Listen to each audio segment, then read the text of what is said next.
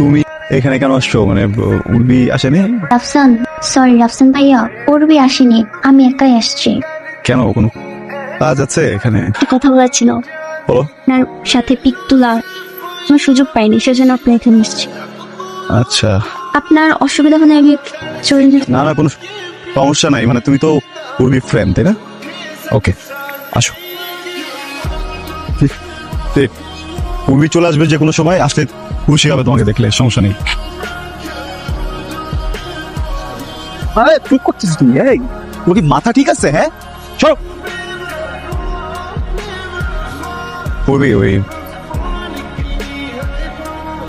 আরে আমার কথা, পাগল নাকি তুমি? হ্যাঁ, পাগল করতেছো নাকি তুমি এখানে? সরি বলতে এখন ঠিক হবে না। কি মনে করছে মেয়েটা?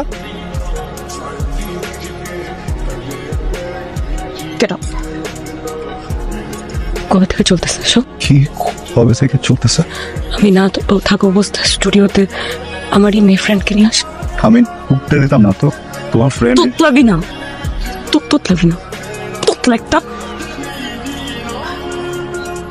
তোমার না আমাকে ছাড়া ঘুম হয় না, খাওয়া হয় না, কিছু হয় না, গানে মনোযোগ দিতে পারো না, কিছু করতে পারো না। এখন কেমনে পারি? রাফসান কেমনে?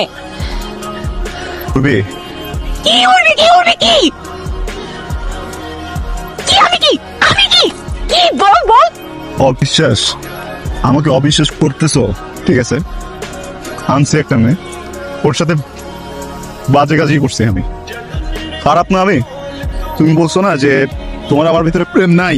আজকে থেকে তোর আর আমার কোনো ধরনের যোগাযোগ নাই। তোর সাথে আমার কিছু নাই, তোর সাথে আমার মিউজিক নাই, তোর সাথে আমার কিছু নাই, তোর সাথে আমার কিছু নাই, বুঝছিস? তোর সাথে কিছু নাই। না থাকলে তো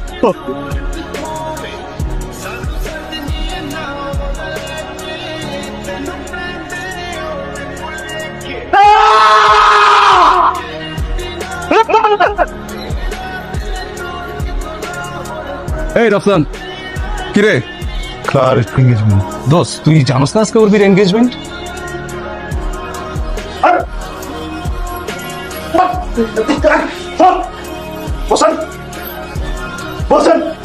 উর্বির সাথে কথা বলবো, এর মাঝখানে যদি একটা মানুষ ঢোকে না একদম, কিন্তু তাও ছিল কি হবে তো?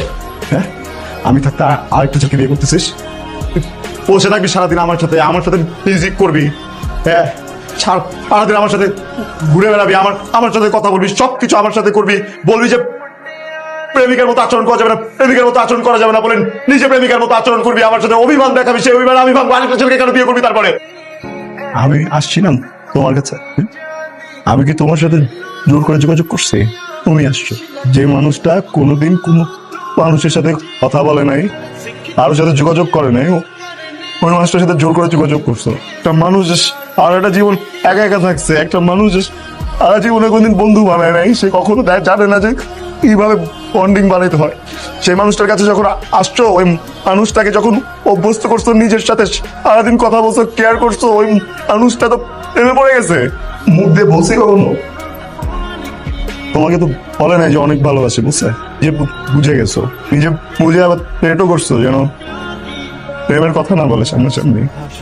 ওই দিন আমার স্টুডিওতে মেয়েটা, ওকে ঢুকতে দিতাম না, তোমার ফ্রেন্ড, এই জন্য ঢুকতে দিছি। আমি তো জানতাম তুমি আসবা। আমার যদি উল্টাপাল্টা কোনো কিছু করার ইচ্ছা থাকতো, আমি কি ওকে তখন আসতে বলতাম? মিসবিহেভ করছো, কিচ্ছু বলি নাই। বাকি তোমার মতো তুমি আমি তোতলা বলছো, আমি তাও কিছু বলি নাই, কারণ